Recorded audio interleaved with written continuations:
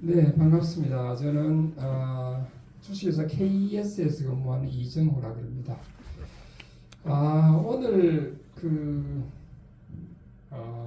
컴퓨터정보통신과에서 강의를 하게 돼서 반갑고요. 오늘 강의는 요즘 현대의 지금 현재 한국 사회에서 일어나고 있는 그런 사회적인 통신 그리고 IT, ICT 분야에 대한 것들을 한번 살펴보고, 그럼 우리가 어떻게 하면은 그 회사에 부합할 수 있게 취업을 하느냐 하는데 중점을 가지고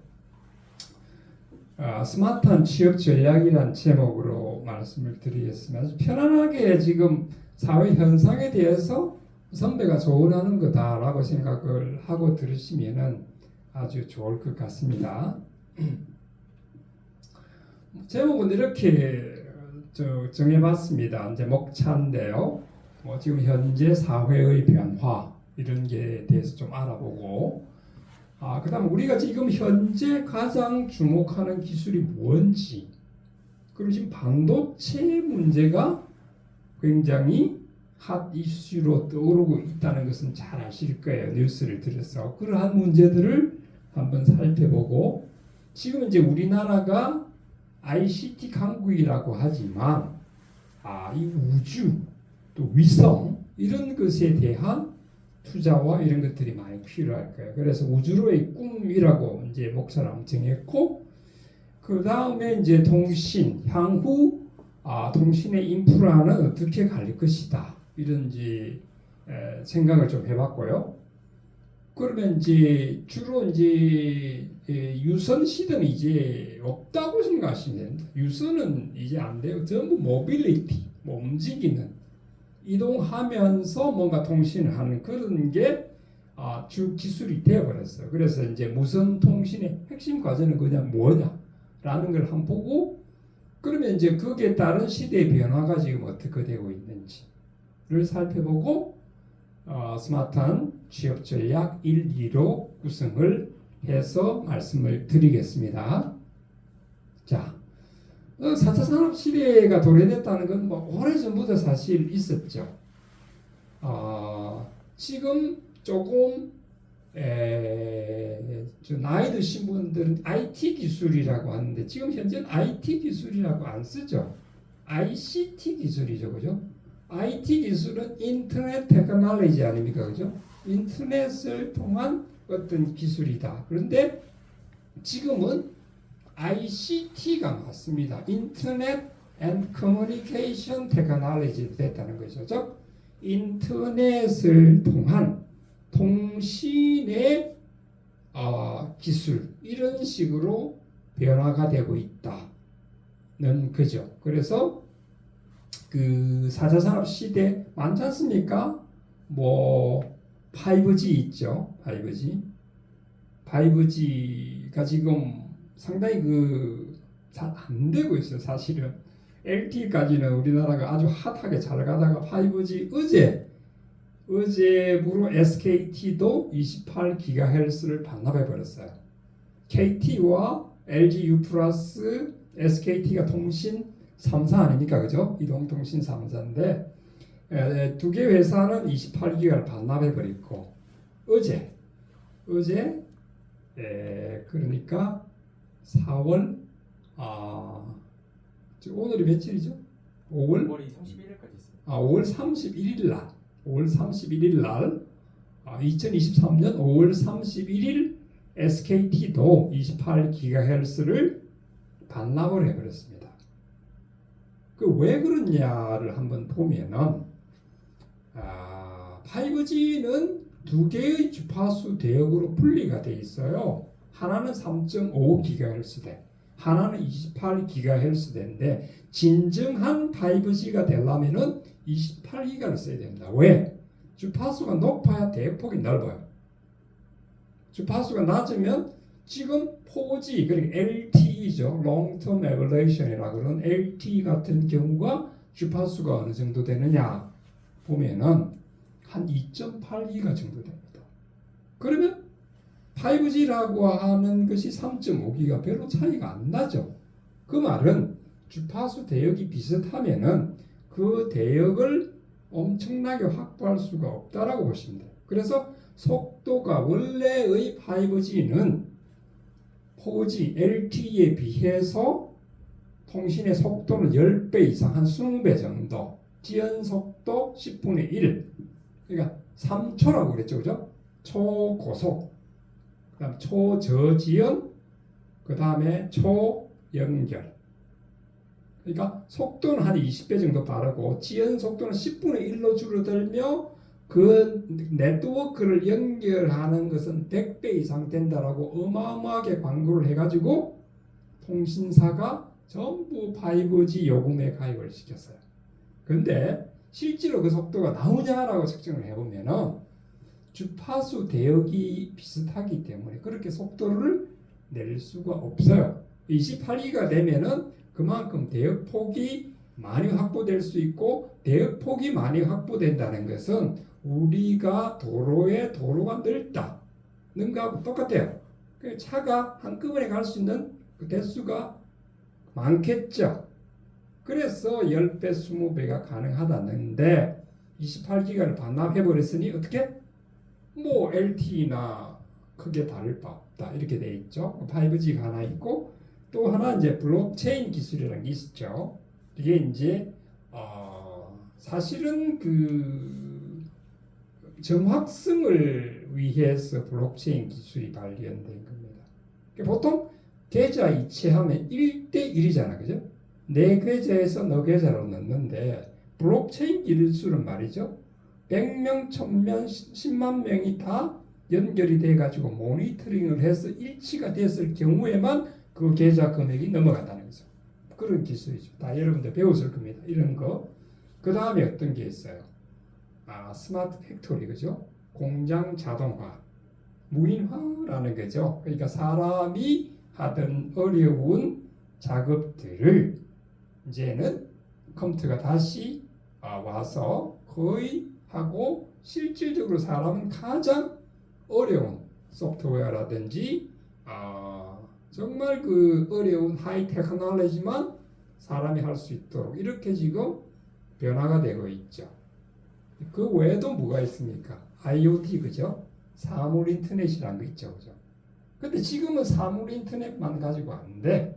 지금 AIoT, AI와 IoT가 같이 연결이 돼야 된다는 거죠. 지금 여러분들 챗GPT 많이 쓰고 계시죠?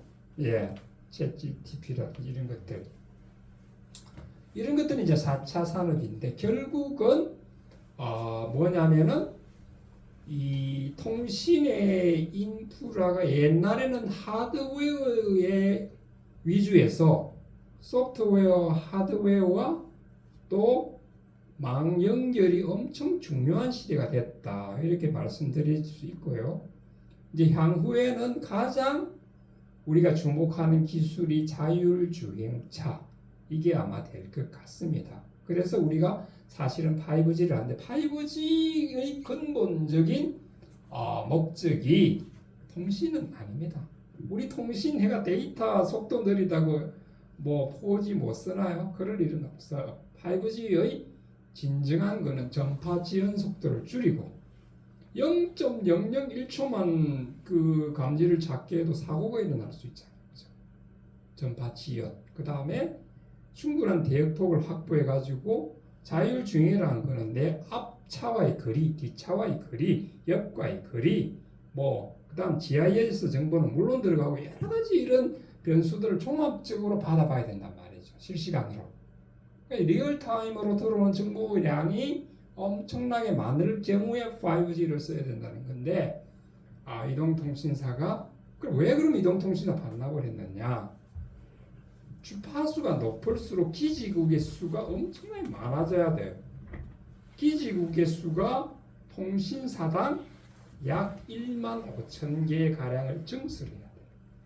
근데 15,000개를 우리나라에 다 통신사가 깐다면 그 비용이 어마어마하게 든다는 거죠. 그래 통신사도 사실 주파수 할당 대가라고 있죠, 그죠? 그 10년의 과학기술정보통신부로부터 주파수 할당이라는 걸 받습니다. 28기가 대개 통신 3사가 받던 주파수 할당 대가가 1조 한 4천억, 어마어마한 돈입니다. 그것도 포기하고 하지 않는다는 것은 뭐냐? 그 통신사당 15,000개의 이 기지국 설치 비용이 너무나 어마어마하기 때문에 그거를 포기를 한 결과다라고 생각하십니다. 그런 것들, 그게 4차 산업 시대에 이제 도래가 됐고, 뭐 당연히 이제 지식이 힘이 되는 시대죠. 자, 옛날에 3차 산업 시대 때 같은 경우에는 우리가 물건을 생산하고 좋은 물건을 잘 팔고 이런 것들이 하나의 국가 경쟁력이 됐어요. 그게 이제 일본이죠. 굉장히 잘했던 나라가. 근데 지금 일본이 한국보다 이 ICT 쪽에서 뒤떨어지는 이유가 그분들은 변화를 조금 싫어하죠. 그죠? 싫어한다기보다 좀 두려워해요. 그래서 우리 한국 사람들은 변화에 적응을 잘해요. 그래서 우리보다 결국은 이 ICT 분야는 많이 떨어졌어요. 지금. 아주 시스템이 일본에 직접 가보시면 놀랄 정도로 답답합니다. 인터넷 속도라든지 모바일이라든지 모든 그 시스템들이 아직까지 팩스를 쓰고요. 아직까지 도장을 찍는 나라예요. 우리는 사인이면 되죠. 그리고 정부 24 들어가서 증명서 못 되는 거 거의 없잖아요. 근데 그게 어떻게 해야 되냐? 우편으로 보내든지, 예를 들어 이 학교니까 학교 그 졸업 증명서를 떼려면 그 학교를 가든가 우편으로 보내든가 이렇게 해야 된단 말이죠. 지금 현대사에서 말이 안 되는, 그리고 스캔한 걸 인정을 안 합니다. 일본 사람. 우리는 스캔한 거 다 인정해 주잖아요. 위에 문서 번호 있잖아요. 문서 번호와 학교에 서버 들어가서 일치하는지만 확인하면 된단 말이죠. 이런 시스템이 우리나라에는 너무나 잘 구축되어 있기 때문에 결코 일본은 한국을 현재로서는 따라올 수가 없다, 이렇게 되는 거예요. 그래서 이제 지식이 힘이 되는 사회. 그러니까 지금은 물건을 잘 만들고 이거는 이미 우리가 중국이나 베트남으로 넘어갔어요. 삼성전자나 LG전자도 중국도 거의 끝났고요. 다 베트남으로 갔죠. 앞으로는 어떻게 될 것도 인도네시아 시장이 열린다. 인도네시아가 왜 좋으냐? 여기는 젊은 인력이 굉장히 많다. 우리나라 지금 인구 절벽이죠. 그리고 생산 인구의 급격한 감소, 이런 것들. 그 다음에 발전 가능성이 이제는 우리는 너무나 하이테크한 technology로 왔기 때문에 그런 공장들을 베트남으로 가야 되는데, 베트남은 조금 제약이 있는 게 보면은 풀로 다 찼어요. 이제. 그리고 거기는 공산 국가입니다. 그죠? 근데 인도네시아는 그런 게 없어요. 인도네시아는. 그래서 부동산 값이나 인력 이런 것들에서 저임금이면서도 공장을 많이 지을 수 있고 공산국가가 아니기 때문에 자유 경쟁 시대에 맞다는 거죠. 그래서 앞으로는 이제 중국을 거쳐서 지금 베트남으로 갔죠. 이게 다시 인도네시아로 갈 확률이 많다. 이렇게 생각을 하시면 거의 아마 맞을 겁니다. 지금 똑똑한 기업들은요, 벌써 인도네시아의 땅을 사고 있어요. 공장 부지를. 굉장히 그 스피드한 그런 행보를 보이고 있다, 이렇게 생각하시면 됩니다. 그 다음에 AI와의 동거. 자, 지금은 하드웨어적인 것만 가지고는 안 된다는 거죠. 그래서 이제는 인공지능을 하되 정말 고급, 뭐 예를 들어서 사람이 할 수 없는 분야까지 인공지능이 차고 들어가면 안 되겠죠. 그래서 그런 것들을 배제한 이러한 것들은 하나의 도구로서 우리가 결국은 가져가야 된다. 이거를 인정해야 되는 그런 시점에 왔습니다. 그래야 되고 개성의 시대입니다. 지금은. 지금 이제 이 이야기를 하면은 옛날에만 하더라도 우리 이력서, 지금도 저는 한국의 이력서를 굉장히 좀 싫어하는 편인데요. 한국의 이력서를 딱 보십시오. 일단 기본사항이죠. 이름, 뭐 생년월일, 주소 딱 있고 전화번호 있고 그 밑에 뭐 있습니까? 첫 번째 나온 거 학력사항, 그 다음에 두 번째 나온 게 자격사항, 세 번째 나온 게 경력사항, 그 다음 네 번째 나온 게 기타사항. 딱 칸으로 정해져 있어요. 그것도 몇 칸 이상 못 적어. 그죠? 그래서 학력 적고 자격 적고 경력 적고 일자 적고 사인하면 끝이에요. 그게 한국의 이력서예요. 포맷이 너무나 갖춰져 있기 때문에 이게 문제가 될 수 있다는 거죠. 왜 그러냐면 지금은 유연성의 시대 아닙니까? 개성을 존중해야 되는데 그 텍스트 안에 집어넣다 보니까 쓸 게 별로 없네. 이렇게 되는 거예요. 자, 그런 반면에 미국이나 말이죠. 유럽의 이력서 양식은 세 가지를 딱 쓰라 그럽니다. 폼이 없어요. 자유롭게 씁니다. 근데 세 가지를 반드시 써요. 첫째, 우리 회사를 당신이 얼마나 알고 있느냐. 에? 우리 회사를 네가 얼마나 공부해서 들어오려고 하느냐 라는 글을 써야 돼요. 예를 들어서 인텔, 그죠? 마이크로소프트, 애플 이런 회사 있죠? 구글 이런 회사를 들어가려면 내가 이 회사에 대해서 얼마나 알고 있다라는 것을 써야 돼. 얼마나 쓴 상관없어. 그 다음에 두 번째, 내가 여기에 입사를 해서 어떠한 일을 어떻게 할 것이며 나의 성과는 무엇으로 내겠다는 것을 써야 돼. 네, 그렇게 써야 되고, 셋째, 내 결과물로 인해 가지고 당신 회사의 이윤 창출을 얼마나 해주겠으라는 걸 써야 돼. 상당히 보면은 유연하죠. 학력, 자격, 경력도 없어요. 그런 거 안 따지겠다는 거예요. 우리 회사에 필요한 인재면은 그걸 보고 뽑겠다는 거예요. 굉장히 플렉시블한 그런 시스템이 됐어요. 근데 우리나라하고는 딱 이력서를 놓고 보면 확연하게 비교가 된다. 그죠? 그렇게 돼 있어요. 우리나라도 앞으로는 정말 인재 채용에서 그러한 시스템을 이제 도입해야 될지 않나. 개성의 시대를 존중해 줘라. 그런 거죠. 네. 자, 그 다음에 지금 주목하는 기술에 대해서 한번 말씀을 드려보겠습니다. 지금 핫한 기술, 지금 현재 2023년 6월 기준 핫한 기술을 보면은 영국의 유명한 방송사 BBC 있죠. 그걸 따가지고 첫 번째 바이오, 생명과학이죠. 두 번째 배터리. 세 번째가 뭐냐면 칩이에요. 그래서 BBC에 바이오, 배터리, 칩 이게 핫하다는 거죠. 이게 지금 이걸 잘하면 우리가 주도권을 잡을 수 있는 그런 세상이 도래됐다. 자, 첫 번째 바이오. 지금 이 무엇보다 중요한 게 건강이고 생명 아닙니까? 생명보다 더 중요한 게 있습니까? 사실 국방 쪽에 중요한 이유가 생명이 걸려 있기 때문에 그래요, 그죠? 그렇기 때문에 국방이 중요하고 또 그 값이 이 모든 장비 값이 비싸다 이렇게 돼 있어요. 그렇게 돼 있고 두 번째가 뭐냐면 우리가 아플 때 어떻게 치료하고 합리적으로 나을 수 있게 해주느냐 이 기술이 좋다. 그러니까 생명하고 관련되는 기술은 하이 테크놀로지가 맞아요. 그죠? 그런 것들을 하라니. 그게 이제 바이오 기술이 바이오 기술. 네, 바이오 기술이고 그다음에 둘째가 배터리죠. 배터리는 여러분들이 알다시피 왜 그렇습니까? 자율주행차 전기 자동차 때문에 그래요. 여러분 테슬라라는 거 아시죠?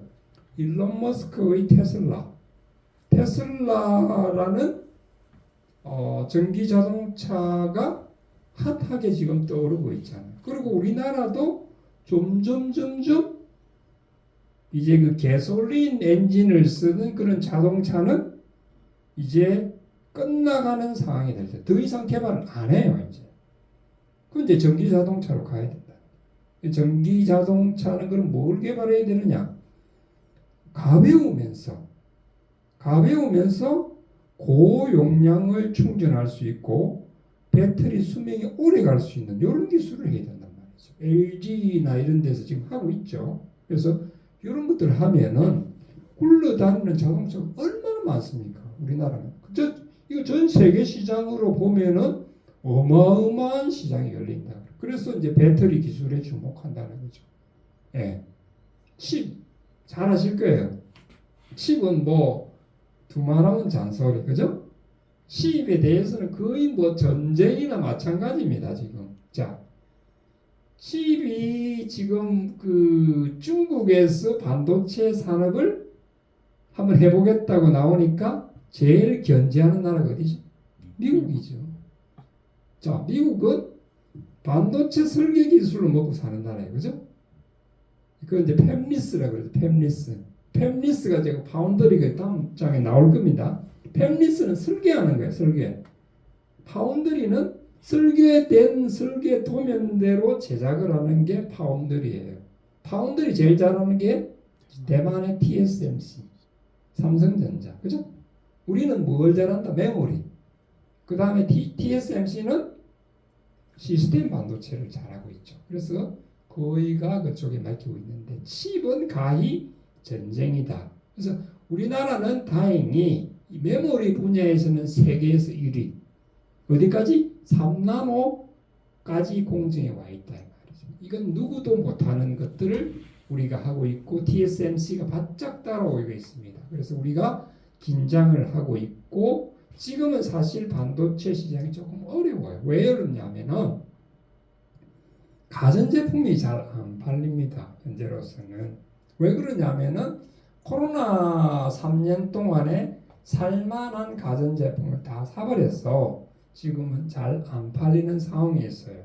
근데 이제 우리가 또 하나 주목해야 될 게 AI 때문에 인공지능을 만들려면 어떻게 해야 돼요? 자, 챗GPT의 원리가 뭐예요? 이때까지 인터넷에 있는 모든 정보를 긁어서 그 안에 그 저장 장치에 넣어놓고 시뮬레이션 해가지고 사람이 묻는 질문에 답하는 시스템. 그러면은 이 메모리가 어마어마하게 큰 메모리가 필요하다는 이야기. 그런 것들이 챗GPT만 있는 것이 아니고 그건 오픈 AI라는 사회에서 만든 거 아닙니까? 그죠? 챗GPT는. 근데 지금 구글, 그죠? 마이크로소프트, 우리나라 네이버에서도 만들고, 그죠? 카카오에서도 움직임이 있습니다, 그죠? 그런 데서 플랫폼 회사, 소위 말하는 그런 데서 각 이런 자기 나름대로의 인공지능, 대화형 인공지능을 만들 거단 말이에요. 그러면은 그 회사별로 어마어마한 메모리가 필요하다는 거죠. 앞전에 그 카카오 사건 있었잖아요. 데이터 센터가 한 며칠간 죽어보니까 난리가 났잖아요. 그게 다 메모리 덩어리예요. 전기를 어마어마하게 먹어요. 근데 카카오는 자사의 데이터 센터를 확보 못해서 빌려가지고 써서 조치가 늦고 다행히 네이버는 세 군데 백업 장치가 있어서 그냥 바로 전환이 된 상태죠. 같은 화재 사건이 나도. 그래서 이제 메모리는 일반적인 어떤 가전제품보다는 그런 어떤 빅데이터, 어마어마한 데이터를 저장하는 그런 오픈 소스 코드라든지 이런 데이터 센터에 향후 많이 쓸 것이다라고 판단이 돼요. 그래서 우리 메모리는 가능성이 굉장히 좋습니다. 근데 이제 중국이 계속 이제 따라오고 있죠. 지금 DDR5 정도까지 되면은 이제 그 안정성이나 이런 면에서는 우리 메모리가 데이터 센터에도 쓸 수가 있습니다. 반도체 메모리는 사실 좀 휘발성이 좀 강하긴 해요. 그래서 이제 백업 장치로는 보통은 하드디스크를 아직도 씁니다. 하드디스크가 안정성 면에서는 굉장히 좋습니다. 근데 부피가 크고 무기가 무겁고 기계적이기 때문에 고장이 날 확률이 있고 이래서 그렇지 그 데이터를 기록하는 거. 뭐 여러분도 그런 거 보셨잖아요. 뭐 USB 메모리 쓰다가 갑자기 먹통이 돼버리는. 그죠? 이게 SSD 아닙니까? 그죠? 예, 이런 반도체 소자들은 그럴 수 있는 개연성이 있다라는 거죠. 그래서 데이터 센터에서 쓰는 거는 최고 중요한 게 안정성이고 보안성입니다. 그래서 이제 이런 그 칩4가 결성이 되었어요. 지금 반도체를 가장 잘 만드는 뭐 미국은 그랬죠. 팹리스 그죠? 설계 기술, 반도체 설계 기술을 타의 추종을 불허합니다. 솔직히 반도체의 최고 기술은 설계 기술이 많습니다. 인텔이라든지 이런 데서 갖고 있는 그 설계 기술을 우리가 따라갈 수 없어요. 인정할 건 해야죠, 그죠? 그래서 미국, 그럼 한국은 뭐 메모리, 대만 TSMC 그죠? 여기서 이제 시스템 반도체, 일본은 뭐냐면은 소부장이라 그래가지고요. 소재, 부품, 장비 이걸 잘합니다. 소부장 산업이 굉장히 발달되어 있는 나라가 일본이에요. 그래서 반도체를 만들기 위한 소재, 요 앞전에 그런 게 있었지 않습니까? 뭐 화이트 리스트에서 배제했다 어쨌다. 그럼 그게 뭐냐면은 포토레지스타와 뭐 이런 것들 있죠. 불화수소. 이게 뭐냐면 반도체에서 반드시 들어가야 되는 소재단 말이에요. 그런 것들을 한국이 밉다고 뭐 수출을 금지시켜버린다든지 정치적으로 그런 일이 있었죠. 지금 뭐 해제됐지만 하여튼 그런 그 소재 쪽에서는 일본이 아직까지도 꽤 영향력이 큽니다. 그래서 그 일본의 소재를 써서 반도체를 만들면 아주 고급의 반도체, 퀄리티가 높은 반도체를 만들 수 있다. 그래서 칩4가 결성이 됐는데 그 칩4가 그럼 뭐를 견제하겠어요? 중국의 독주를 견제하기 위해서 칩4가 결성돼서 돌아가고 있다. 그 다음에 앞으로는 가히 반도체 전쟁이랄 정도로 그렇게 돼 있어요. 요 앞전에 바이든 대통령 오셨죠, 그죠? 청와대 들리기 전에 어디부터 갔냐 하면 평택의 삼성전자 반도체 공장부터 먼저 들렸어요. 그 이유가 뭐죠? 그만큼 중요하다는 거예요. 지금은 정치가요. 정치나 사회나 문화나 이런 것도 중요하지만 우선은 우리나라의 이익이 되는 게 뭘까? 그죠? 그런 시대가 됐다는 거예요. 할 수 없어요. 우리 나라가 잘 살아야 이게 힘이 있고 나라의 경제나 이 파워가 있어야 다른 나라를 지배할 수 있는 구조 아닙니까? 인정하시죠? 그렇기 때문에 바로 평택의 반도체 공장에서 거기서 연설을 하고 하면서 당신이 미국의 반도체 공장을 지어주시오. 그래서 지금 미국의 삼성전자 반도체 공장이 지어졌습니다. 예. 그렇게 계속해서 왜냐하면은 설계 기술이라는 건 한계가 있어요. 예를 들어서 설계는 아무리 잘하지만 실제로 반도체를 만들어가지고 안 주면 어떡할까? 그러면은 미국이 반도체 하나도 없어. 그러면은 뭐 어떻게 돌아갈 수가 없잖아요. 그렇기 때문에 앞으로는 이 세미컨덕터 즉 반도체가 메이드 인 아메리카가 나올 것이다. 그렇게 연설을 하셨잖아요. 그죠? 예. 그런 시스템이 지금 돌아가고 있다. 예. 저는 주로 이런 이야기를 할 겁니다. 뭐, 예. 그래서 이제 이게 나오잖아요. 반도체 패권 다툼 이게 이제 쭉 요 앞에 드린 말씀입니다. 팹리스는 주로 미국 기업들이 많습니다. 인텔 뭐 잘하죠? CPU 그죠? 퀄컴은요. 퀄컴은 스마트폰에 들어가는 이 칩, 예, 그런 것들 잘합니다. 퀄컴이 왜 컸냐면 우리나라 때문에 사실 컸다고 해도 과언이야. CDMA, 코드 디비전 멀티플 액세스라는 이 다중화 기술, 주파수 안정되기 때문에 그거를 잘게 쪼개서 대확산시켜 가지고 여러 사람이 그 주파수를 공유하는 기술을 퀄컴이 개발했어. 그래가지고 여기서 특허권을 갖고 있습니다. 그래서 어마어마하게 한국 때문에 돈을 많이 벌었고 큰 기업이 됐죠. 지금은 CDMA 기술을 안 씁니다. 지금은 OFDMA라는 기술을 써요. 예. 쉽게 말해서 CDMA는 아파트로 보면은, 그러니까 아날로그는 그냥 그 부동산으로 보면요, 그냥 땅이 있으면은 땅에다가 이렇게 집을 짓는 형태가 아날로그다. 한 채널에 한 대씩 밖에 못 져. 아파트는 여러 층 올릴 수 있잖아요. 요게 CDMA 기술이다라고 보시면 되고, OFDMA는 이 아파트가 있는데 사각으로 잘라버려요. 시간과 이거를 동기화시켜 버리면은 어마어마한 개수의 채널이 나온다는 거죠. 우리나라 인구가 얼마입니까? 5천만 명이 넘었죠. 그분들이 하나씩 스마트폰을 다 갖고 있어요. 근데 그 주파수 대응돼서 다 쓴단 말이에요. 옛날에는 불가능했죠. 그래 지금은 가능한 기술이 OFDMA라는 기술이 있기 때문에 어마어마한 채널 수를 만들어낼 수 있다는 거죠. 그런 식으로 하니까. 그러니까 이게 층수를 많을수록 B급의 자르는 개수가 많을수록 그 채널의 수는 많이 늘어날 수 있다. 보통 이제 그 전자공학과에서 옛날에 우리만 하더라도 FDM, TDM 이런 것만 배웠어. Time Division Multiple Access, 그죠? 시간을 자르는 것, 시간을 잘라가지고 다시 이거를 보내가지고 디코딩 쪽에서 시간을 동기화시켜주는. 이러면 이제 한 채널 가지고 여러 개를 보낼 수 있어. 그 다음에 FDM, 그러니까 Frequency Division, 그 프리퀀시 주파수를 잘해. 프리퀀시 디바이드를 한다는 거죠.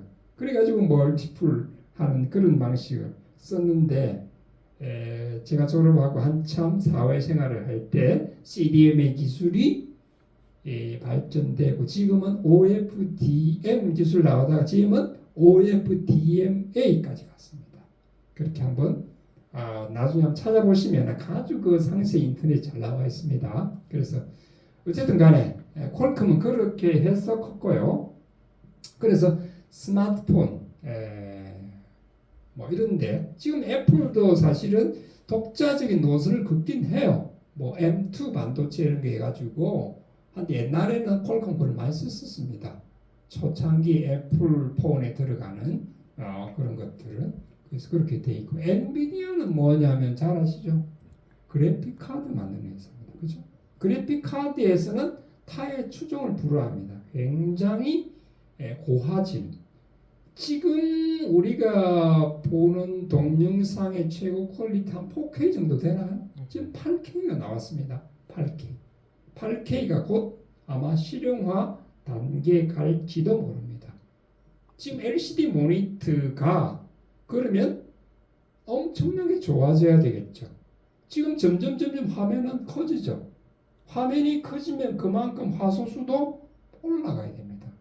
화면이 큰데 같은 화질을 공급하면은 아주 듬성듬성하게 깨어지는 현상이 나죠. 그럼 그 큰 화면에 고화질을 뿌려주려면은 이런 엔비디아 쪽에서 고화질의 그래픽을 제공해야 된다. 모니터만 돼가지고 되는 게 아니죠. 노트북이나 컴퓨터에 있는 그래픽 카드의 성능이 좋아야 지금 게이밍 컴퓨터가 제일 스피드가 빠르고 좋잖아요. 그죠? 근데 고화질을 구현해야 빠른 속도 그리고 고해상도를 구현해 줄 수 있다. 그래서 보통 보면은 인텔, 퀄컴, 엔비디아 다 색깔이 있어요. CPU를 잘 설계하는 또 어떤 핸드폰 스마트폰 쪽에 그 특화되어 있는 거, 그 다음에 그래픽 하는데 뭐 특화되어 있는 거 이런 것들이 좀 있습니다. 중요한 회사가 이렇게 되어 있고 주로 미국은 팹리스. 왜 팹리스를 그럼 합니까? 돈을 제일 많이 버니까 그래요. 설계 기술이 돈을 제일 많이 법니다. 그리고 실제로 공장도 필요 없잖아요. 그리고 많은 사람이 필요 없어.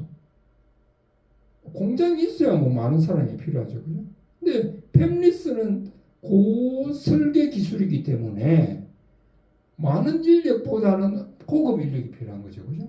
적으면서도 고급 이윤을 창출할 수 있는 그런 것만 미국이 해왔단 말이죠.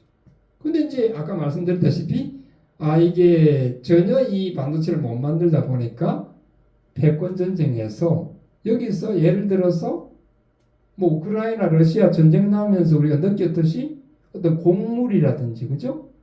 그 다음에 기름이라든지 이런 것들에 대해 가지고 문을 닫아버리면 천정부지로 올라가면서 구할 수가 없는 거죠. 그러한 사태를 예방하기 위해서 미국도 생각이 좀 달라진 거예요. 페미니스트만 해서 안 되겠다. 우리도 파운드리를 좀 하자. 그래서 지금 미국의 공장들을 짓고 있고 또 그게 뭐냐면 고용 창출로 또 이어져요. 그죠? 사람을 쓸 수 있는 그런 걸로 되어 있습니다. 그래서 뭐 미국의 기업은 사실 제일 유명한 데가 아직까지는 제가 볼 때는 구글이고요. 구글이 크고 그 다음에 매출 규모로는 아마 애플이 제일 클 겁니다. 애플, 구글, 마이크로소프트, 그 다음에 페이스북 이런 정도로 순서가 당겨져 있고 굉장히 그 소프트웨어적인 그런 것들을 잘한다 라고 생각을 하시면 맞을 겁니다. 우리는 주로 하드웨어적인 걸 잘하죠. 그죠? 아직까지는 그렇게 돼 있고 파운드리는 아까 말씀드린 대로 대만의 TSMC 왜 중국이 자꾸 대만을 저렇게 건드리죠? 두 가지 이유가 있습니다. 한 가지 이유는 그 대만이 섬나라예요. 그죠? 섬나라는 아주 작습니다. 중국의 그 땅덩어리에 비하면 아주 저속지율이죠. 세 발의 피지만 왜 호시탐탐 중국이 그 대만을 먹으려고 저러느냐.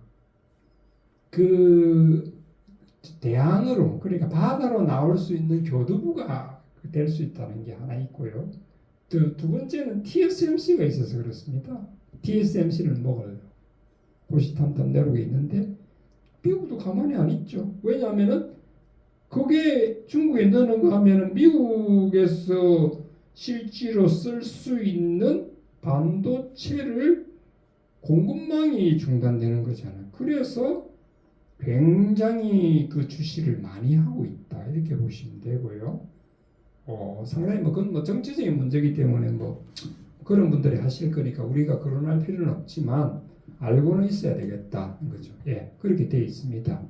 근데 이제 일본은 소재 분야 그죠? 소부장이 강한 나라예요. 그러면 또 반도체 제조 장비는요 네덜란드가 더 강합니다. 그래서 우리 삼성전자의 메모리 반도체 자체는 잘 만들지만 그것을 만드는 장비는 또 네덜란드에서 수입 이런 시스템으로 돼 있어요. 그래서 이제 좀 복잡합니다. 그러니까 지금은 어느 특정한 나라만 잘 살아서 되는 게 아니고 이게 다 연결 메쉬 형태로 연결이 돼 있다는 거죠. 그래서 여기 하나가 무너지면 이게 안 되는 그런 시스템이기 때문에 옛날에는 우리나라에서 모든 걸 해결했지만 지금은 상당히 글로벌화되어 있기 때문에 어떤 외교나 이런 것들이 중요하다 이렇게 생각이 됩니다. 자, 그 다음에 이제 우주로의 꿈이라고 제가 이 제목에 써봤는데 왜 그러냐면은 우주 산업이 앞으로 무지하게 클 겁니다. 그거 보셨는지 모르겠네. 스타링크라고 보셨어요? 스타링크 프로젝트라고 보시면 일전에 제가 신문에 칼럼도 썼습니다만은 스타링크의 행보가 빨라지고 있다. 이 스타링크라는 게 뭐냐면요. 지금 우리가 인터넷 쓰려면 어떻게 쓰죠? 이더넷 케이블, 그러니까 유선망을 연결해서 쓰든가 아니면 모바일 폰에 테더링해서 쓰든가 그죠? 와이파이를 연결해서 쓰든가 이렇게 해야 되지 않습니까? 근데 일론 머스크라는 사람은 이건 아니다. 어떻게 하느냐? 위성을 띄우자는 거죠. 위성을 띄우는데 최종 목표는 몇 개냐면 42,000개입니다. 말이 42,000개지 위성 42,000개를 지구 상공에 띄워버리면요. 정말 어마어마한 통신의 혁명이 온다는 거죠. 물론 뭐 후폭풍도 있습니다. 왜냐하면 우주 쓰레기 문제, 위성과 위성이 너무 촘촘하기 때문에 충돌할 수 있는 문제, 그 다음에 그 위성이 고장났을 때 문제, 그 다음에 낙하했을 때 그 밑에 있는 나라들의 문제, 이런 문제들이 있습니다. 뭐 그 위성 42,000개가 다 영원히 잘 돌아가는 법은 없죠. 고장이 날 수도 있죠. 근데 일론 머스크가 또 무슨 사업을 하냐면은 우주 사업을 합니다. 스페이스X를 갖고 있잖아요. 스페이스X는 굉장히 오래됐습니다. 스페이스X사가 얼마나 무지막지한 회사냐면요. 우리가 말하는 미국의 나사 우주항공청, 거기에 기술을 뛰어넘어요. 민간 회사인데 그걸 일론 머스크가 갖고 있어요. 그러니까 지금 핵심으로 갖고 있는 게 한 3개, 4개 정도 되는데요. 이 양반 안 하는 게 없습니다. 일론 머스크는 제일 크게 신경 쓰고 있는 게 스페이스X, 우주. 왜 스페이스X가 유명하냐면요.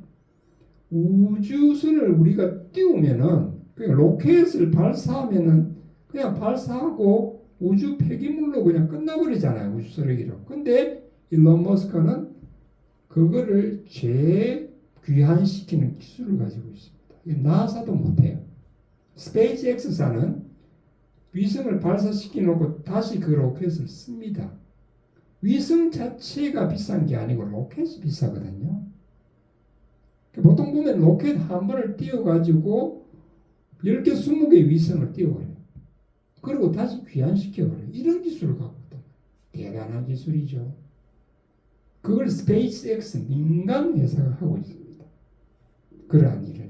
그래서 앞으로 이 우주 시대가 열리면 아마 내가 볼 때는 어마어마한 부의 가치가 있다. 왜 그러냐면은 자율주행 시대가 곧 올 겁니다. 그죠? 근데 자율주행은 지상만 못 써요. 왜 그러냐면은 전파 지연. 전파는요, 직진, 반사, 회절, 굴절, 또 산란 이런 걸 해요.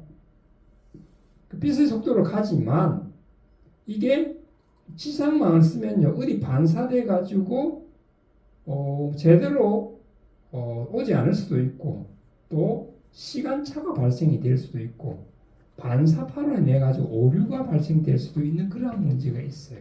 그걸 딱 해결하는 문제는 뭐냐? 위성에서 바로 쏴. 그게 가장 좋습니다.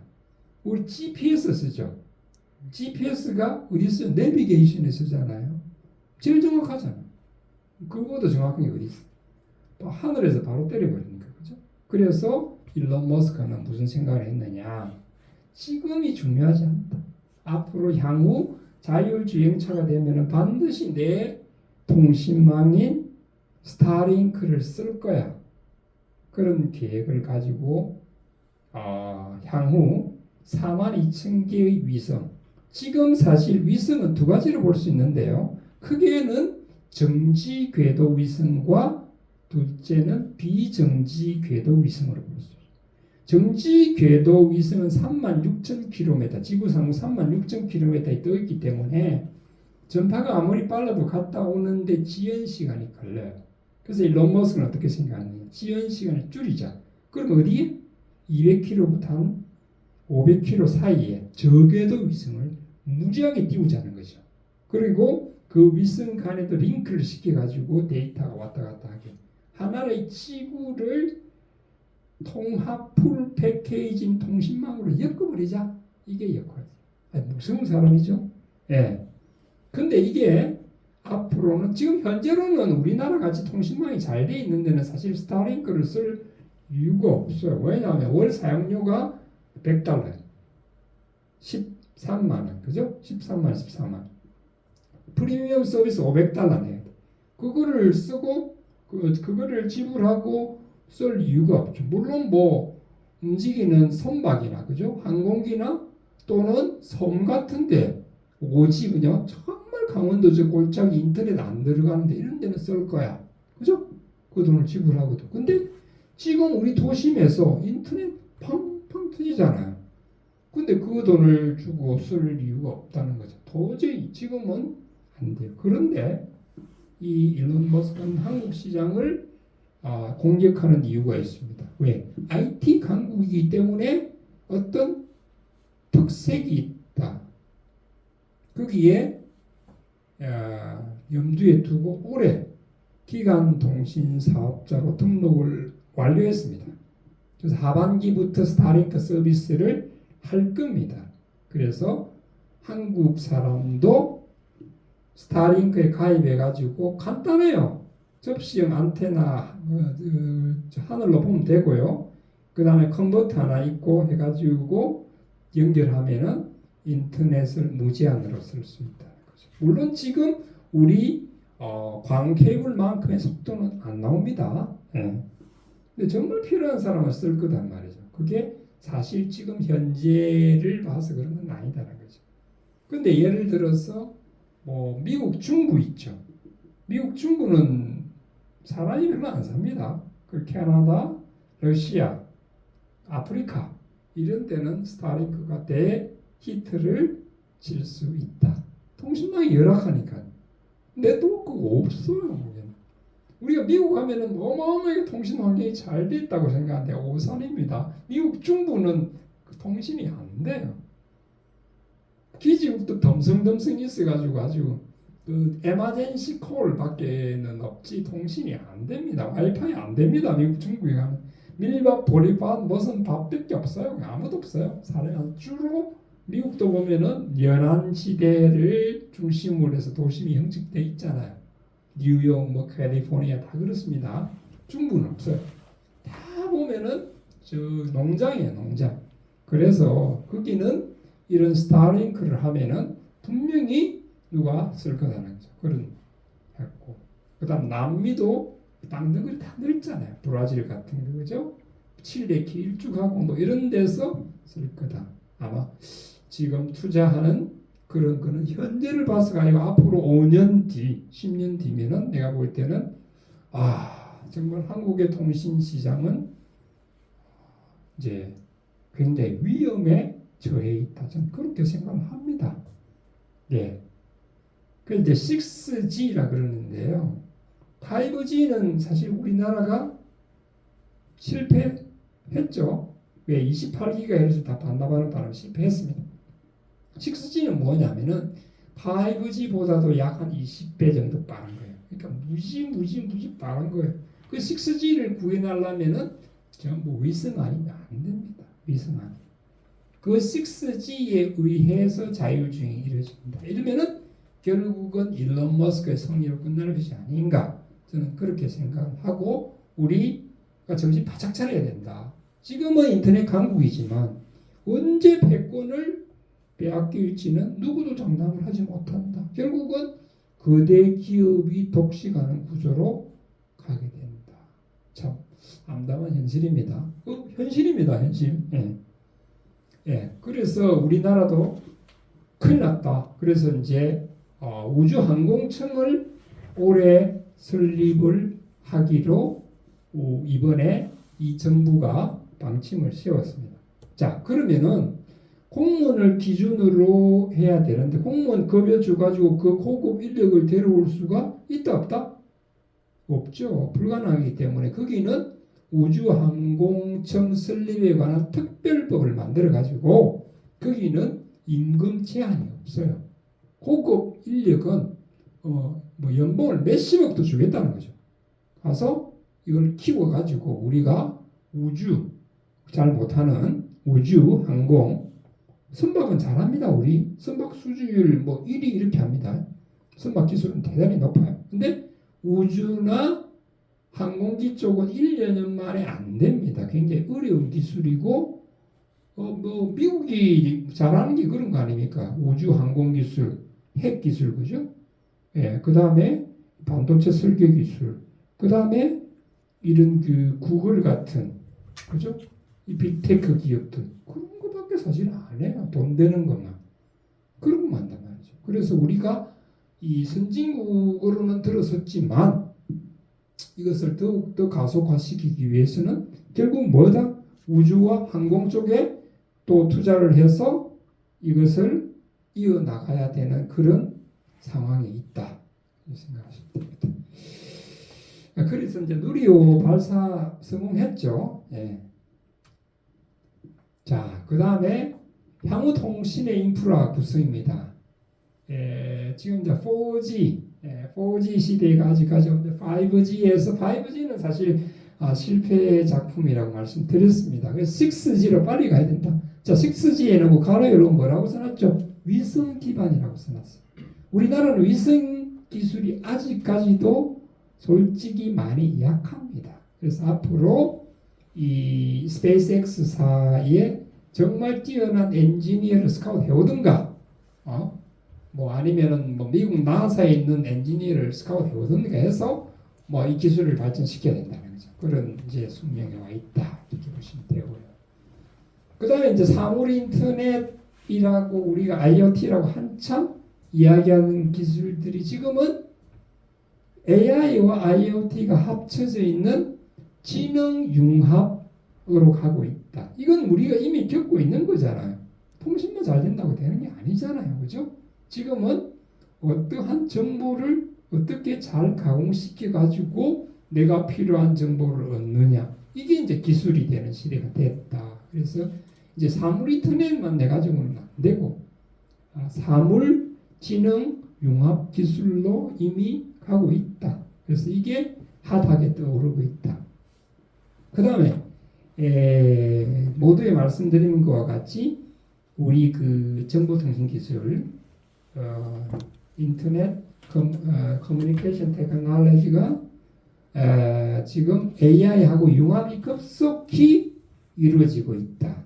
그래서 모든 게 챗GPT의 등장으로 해서 지금 거대 플랫폼 사업자들이 굉장히 긴장하고 있고 다 자기만의 AI 솔루션을 지금 내놓고 있는 실정이다. 지금 사회의 흐름이 실제적으로 그렇습니다. 그 다음에 이야기했다시피 자율주행 시대를 향해서 빠른 발걸음을 하고 있다. 그 보면은 레벨이 있는데요. 레벨 4가 되면은 완전 자율주행이 됩니다. 레벨 4.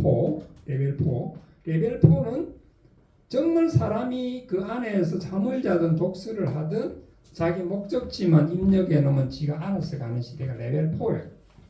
레벨 3 정도만 돼도 거의 자율주행이라고 할 수 있습니다. 근데 레벨 3를 향해서 가고 있는데 이게 그 제일 중요한 게 뭐냐면은 지리정보, 그 다음에 센싱 기술, 그 다음에 통신, 이게 중요하다는 거죠.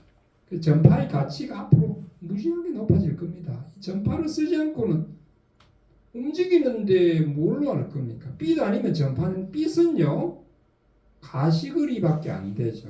뭔가 물체가 있으면은 그걸 투과를 못하지만 전파는 그것을 넘어서잖아요, 그죠? 그래서 전파밖에 없기 때문에 주파수의 가치, 전파의 가치는 무지무지하게 앞으로 커질 걸로 예상이 됩니다. 자, 그 다음에 이제 무선통신. 그래서 이제 무선통신이 중요한데, 그러면 이제 우리가 어떻게 해야 되겠느냐? 지금 국가 간의 어떤 망, 그러니까 우리나라는 우리나라 나름대로의 망이 있죠. 이동통신망이 있죠. 그런데 이게 우리나라에만 국한되어서는 한계가 있는 시대에 왔어요. 자, 보십시오. 지금 일론 머스크가 한 스타링크 프로젝트. 그거는 미국의 망 아닙니까? 물론 뭐 하늘에 뜨는 위성이지만 국가 간의 망 협약이 체결돼야 우리나라의 통신과 접속이 가능하단 말이에요. 법적으로. 네? 그렇게 돼 있어요. 그래서 그러한 문제. 국가 간의 망 접속 문제를 어떻게 해결할 것인지. 그 다음에 주파수 할당과 분배, 전파 사용용 문제를 어떻게 해결해야 할까?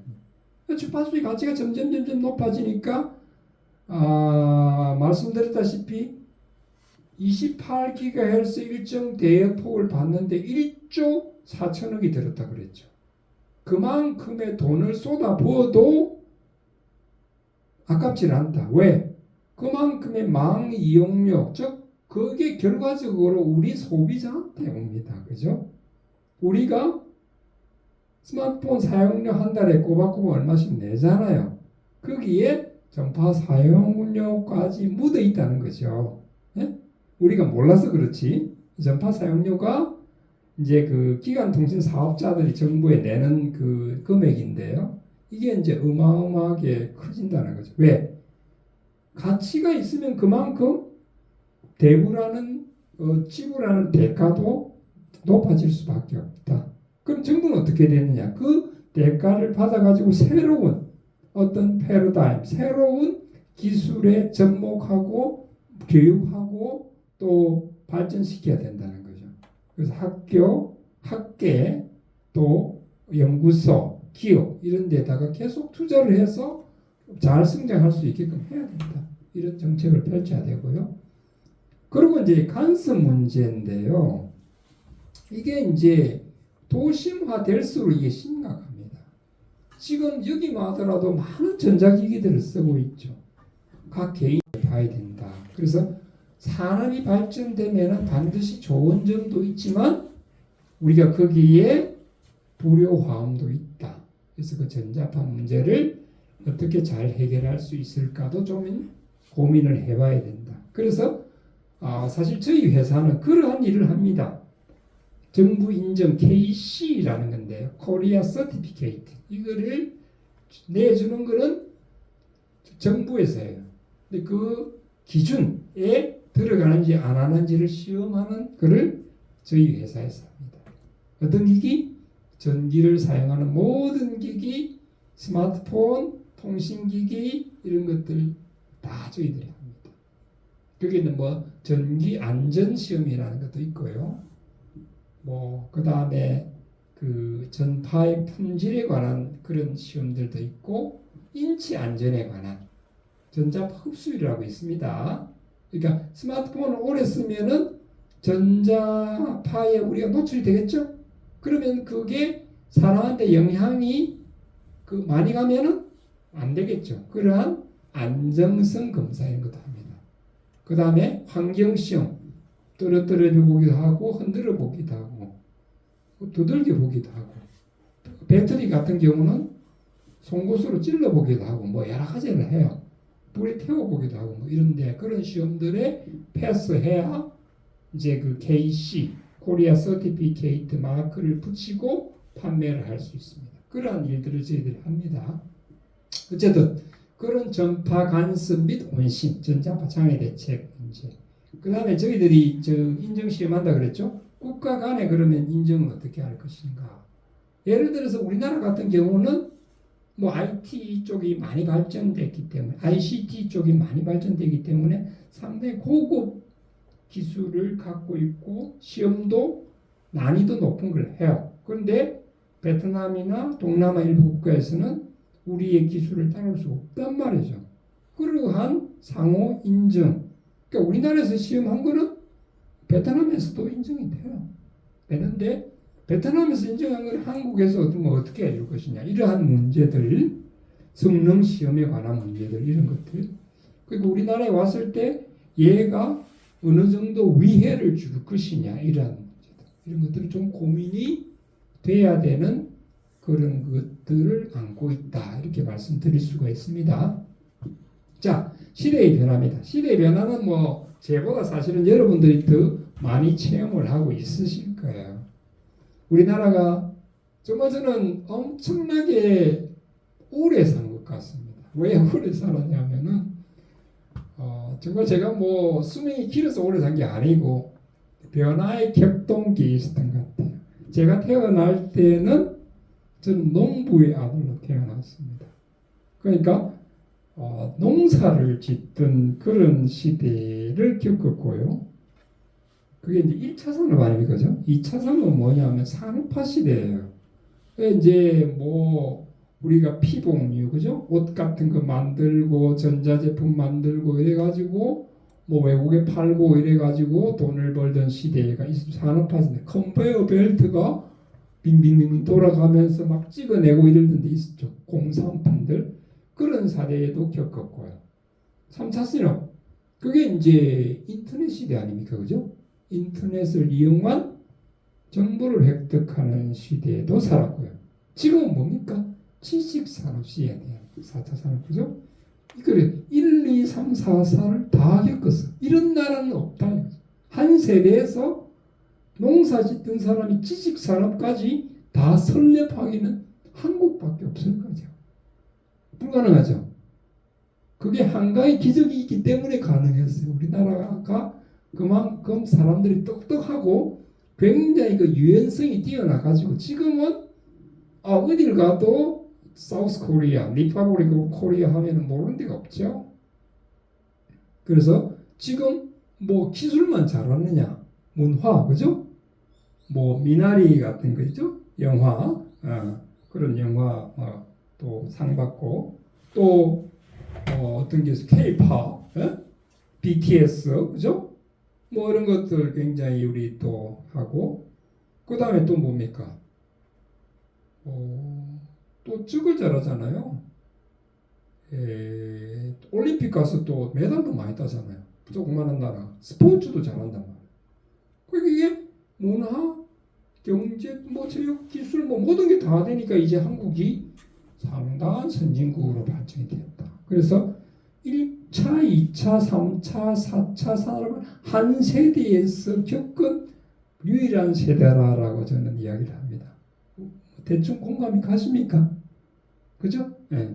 이런 나라는 없다는 거죠. 그리고 식민지였던 나라가 식민지가 더 잘 살게 된 나라의 두 번째 케이스입니다. 아일랜드라는 나라 아시죠? 아일랜드가 잉글랜드, 즉 영국에서부터 독립했지만 지금 아일랜드가 더 잘 삽니다. 국민소득이 높아요. 잉글랜드보다 높아요. 그게 옛날에 잉글랜드의 지배를 받았단 말이에요. 우리나라는 어디? 일본의 지배를 받던 나라가 일본보다 우리가 잘 사는 나라가 됐다. 기술이 뛰어난 나라가 됐다. 세계 두 번째입니다. 자부심을 가져야 된다는 거죠.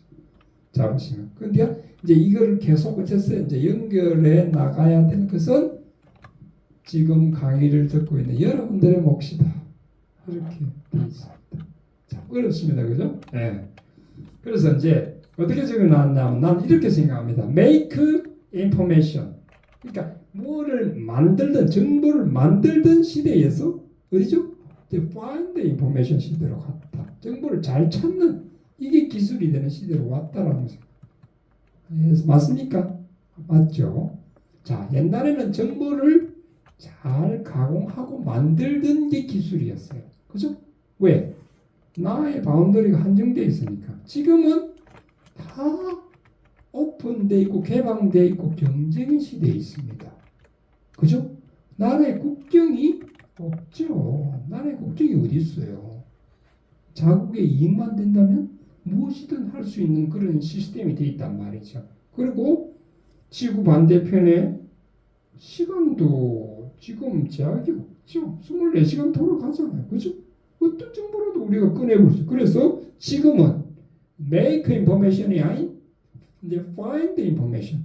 정보를 잘 찾아내가지고 우리한테 맞는 옷을 입혀라. 이게 기술이 되는 시대가 됐다라고 난 말씀드리고 싶고, 그 다음에 두 번째, people work.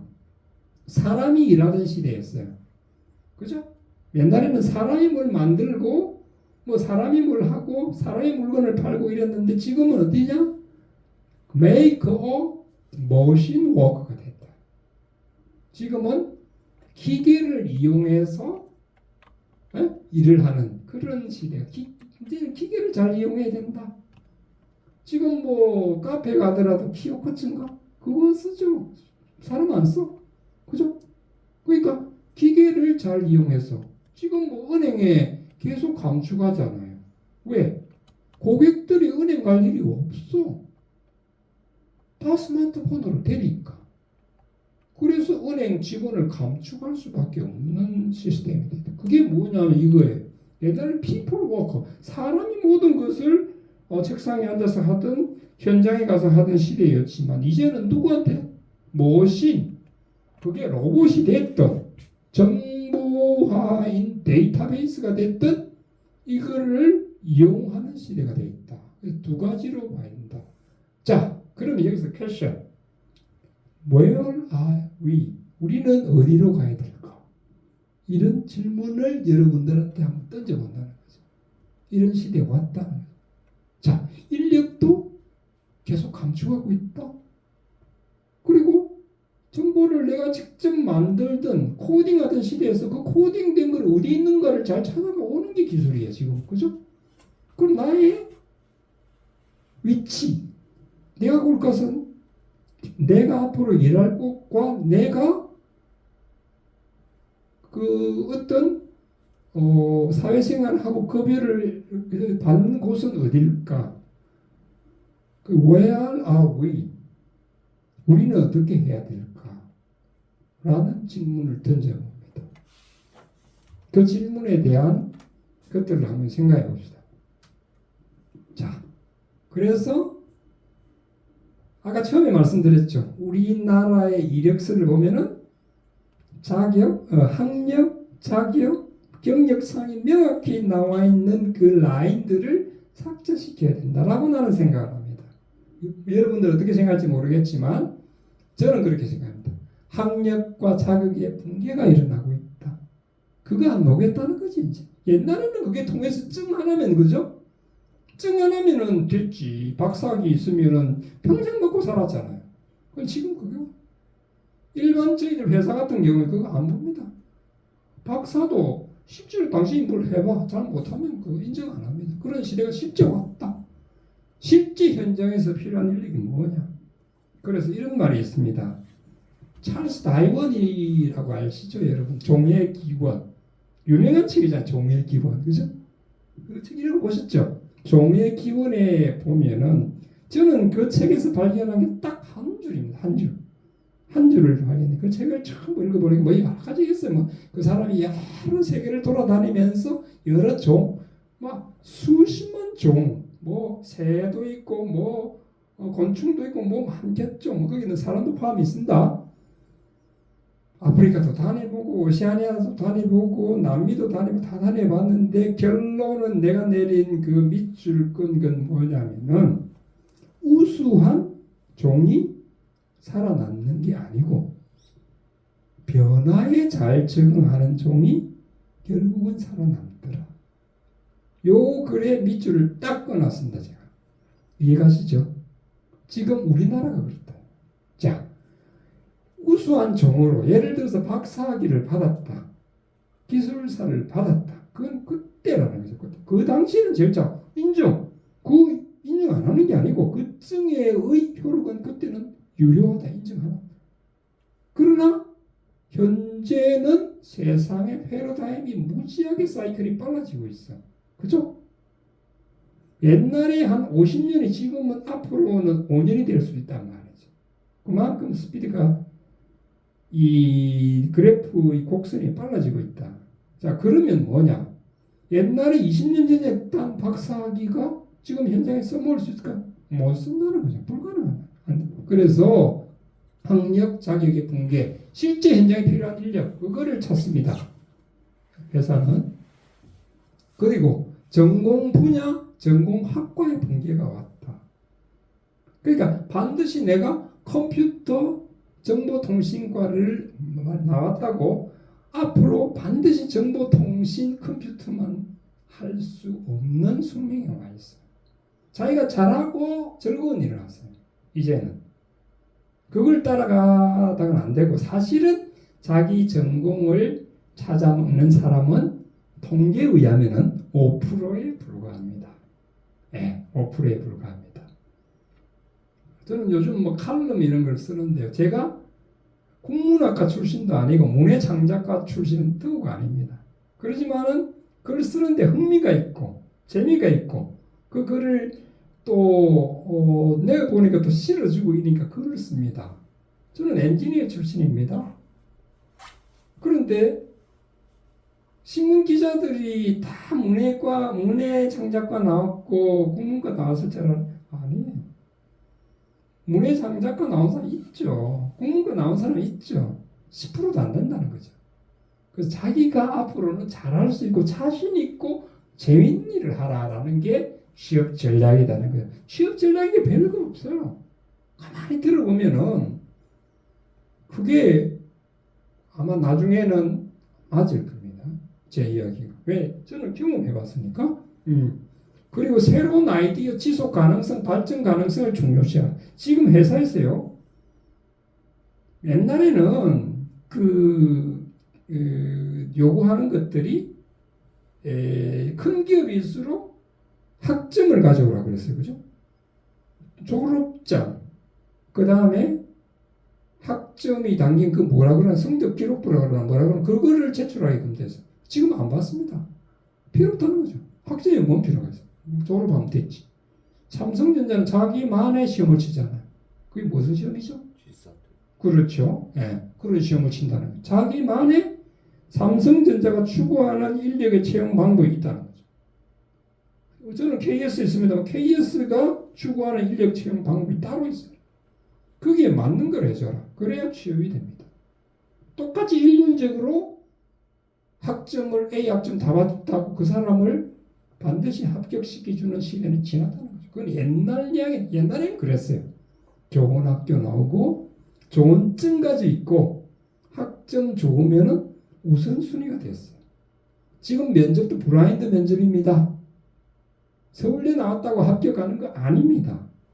지금은 다 블라인드 면접이에요. 그거 다 가려버립니다. 학력상 다 가려버립니다. 그래야 진정한 저 사람이 우리 회사에 필요한가를 본다는 거죠. 보통 임원들이 그렇게 돼 있다. 그래서 그렇게 하려면 어떻게 해야 되냐? 자기가 재밌는 일을 해야 돼. 아니 지금은요. 지금의 기준이 없어요. 무슨 꼭 어디 가서 상무를 하고 전무를 하고 그래야 돼요? 아니에요. 삼성전자 꼭 들어가야 좋아요. 삼성전자 직원 얼마나 스트레스 받는지 아세요? 무지하게 받지.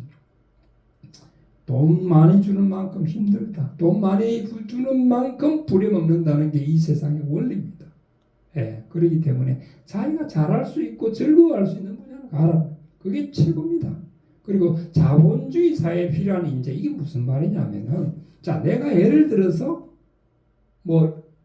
첫 봉급을 250만 원을 받았다고 그럽시다. 250만 원을 받았으면 회사에 250만 원어치의 일을만 해주면 되겠어요? 안 된다는 거죠. 왜냐하면 회사라는 거는 자본주의 시장에서는 이 회사에서 주는 급여 플러스 4대 보험, 예? 그 다음에 필요 경비, 그 다음에 회사 운영비, 이런 것들을 포함해서 그 사람한테 준다라고 생각을 해요. 그게 2배가 될 수도 있고 3배가 될 수도 있고. 근데 내가 250만 원을 받았다고 해서 250만 원어치의 일만 해준다. 고 하면은 회사는 100% 망하죠. 그죠? 네, 그렇게 돼 있습니다. 그래서 자본주의 사회에 필요한 인재는 뭐냐? 결국은 그 회사가 추구하는 무조건 돈 많이 벌라 그것보다는 어떤 방면으로든지 도움이 되는, 그게 직접적인 마케팅이 됐든 아니면은 시험을 잘해가지고 시험의 능력이 우수하든 하여튼 특화되어야 된다는 거죠. 그렇게 패러다임이 변화하고 있다는 거죠. 자, 직업관의 변화입니다. 미국 기업은요, 평생이라는 건 절대 없습니다. 변하고 있습니다. MZ세대 아닙니까, 여러분? MZ세대 많이 변했죠. 옛날에는 예를 들어서 공무원 한다 그러면 정년퇴직이 보장이 되죠. 지금도 보장이 되고 있습니다. 그리고 군대 가면은 또 보장이 되고 학교 교사하면 보장이 돼요. 그죠? 그렇지만 그 조직 문화를 싫어합니다. 왜? 경직된 문화, 급여가 낮고 오지에 갈 수 있고, 그죠? 그 다음에 제일 문제가 경직된 문화예요. 이 유연성을 인정해주지 않는 조직이 그런 조직입니다. 그래서 굉장히 어렵다. 그래서 일반 회사에 가는데 일반 회사에서는 평생을 내가 일하겠다고 하면은 굉장히 오산입니다.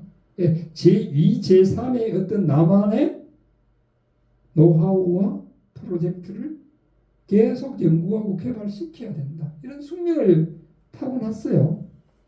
산업화 사회에서는 예를 들어서 차를 만드는 데 가서 가지고 엔진 조립만 잘하면 됐어. 평생 먹고 살았어.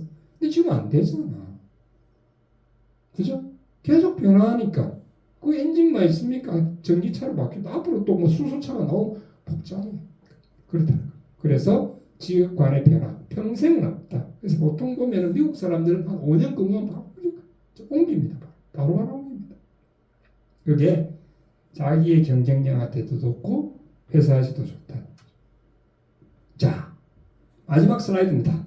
스마트한 취업 전략 두 번째. 내가 제일 잘할 수 있는 일을 하라라는 겁니다.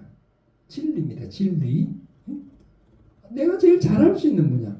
상관없어요. 조금 뭐 남들 보기 이런 거 없어요. 세상이 많이 변했어요. 그렇게 보지도 않습니다. 자기 일도 바쁜데 남 신경 쓸까요?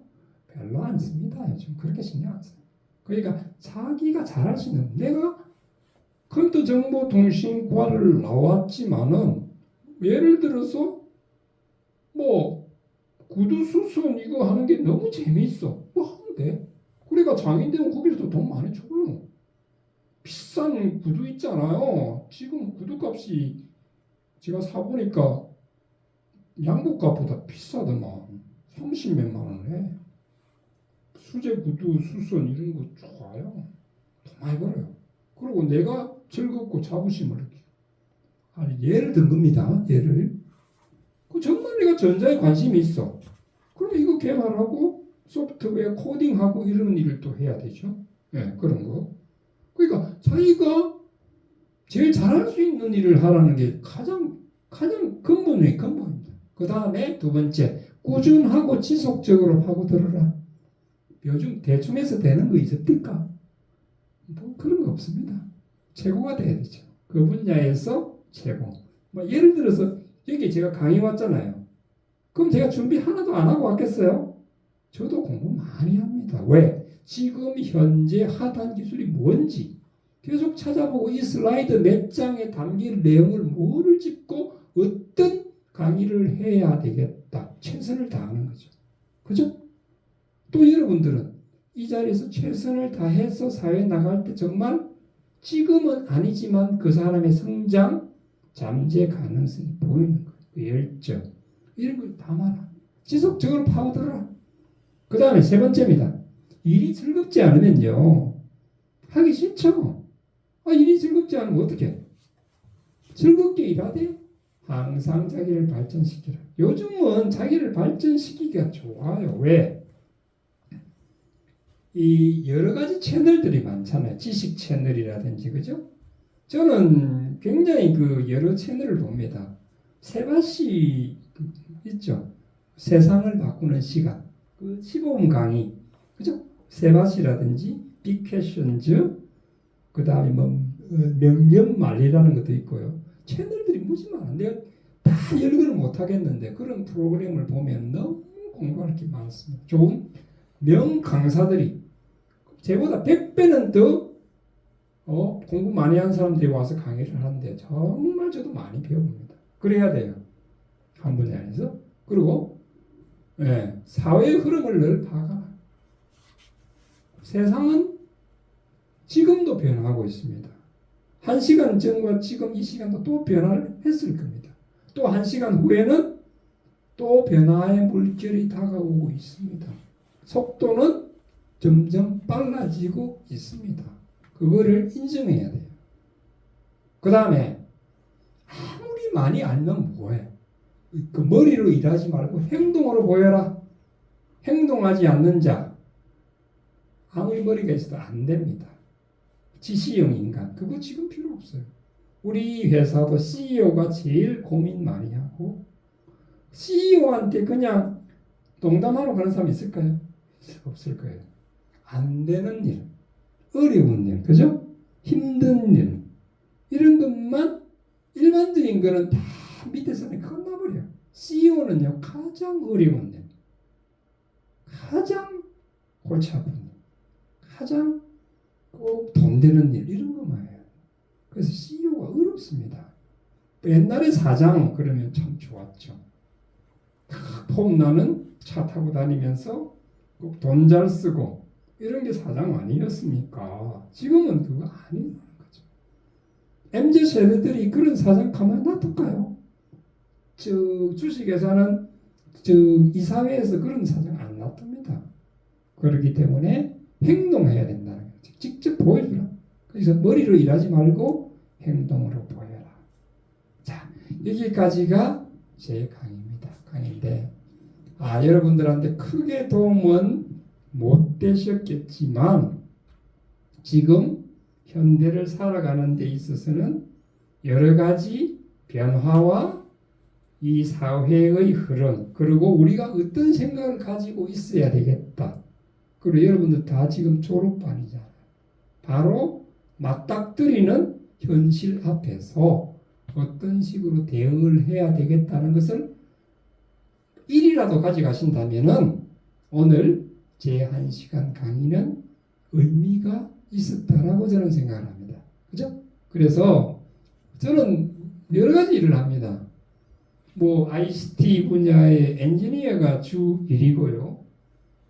칼럼을 씁니다. 아까 말씀드린 글을 씁니다. 칼럼에서 신문에 기고를 해가지고 계속 이게 연재하기가 굉장히 어렵습니다. 한번 써보십시오. 굉장히 어렵습니다. 계속해서 칼럼이라는 거는요. 주어진 네모 박스 안에 어떤 현상과 내 주장을 담아야 되거든요. 딱 정해져 있어요. 그 텍스트를 만들기 위해서 굉장히 고민 많이 하고 한 방에 딱 읽어보고 이해가 가야 돼. 공감이 가야 돼. 그리고 내 의견을 담아야 돼. 그게 칼럼입니다.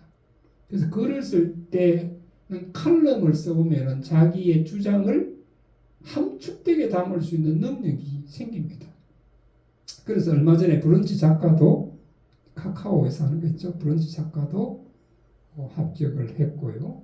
지금은 이렇게 여러분들과 전문 강사로 기업에 또 학교에 또 산하기관이라든지 공무원, 아연수원 이런 데 다니면서 강의를 하고 있습니다. 아무쪼록 1시간 유익했다면 유익했고 또 시간만 낭비했다면 낭비한 시간인데 아까 말씀드렸다시피 일이라도 가져가신다면 오늘 제 강의는 성공했다라고 말씀드릴 수 있고 이 여러분과의 만남이 앞으로도 지속적으로 이어질 수 있기를 바랍니다. 감사합니다.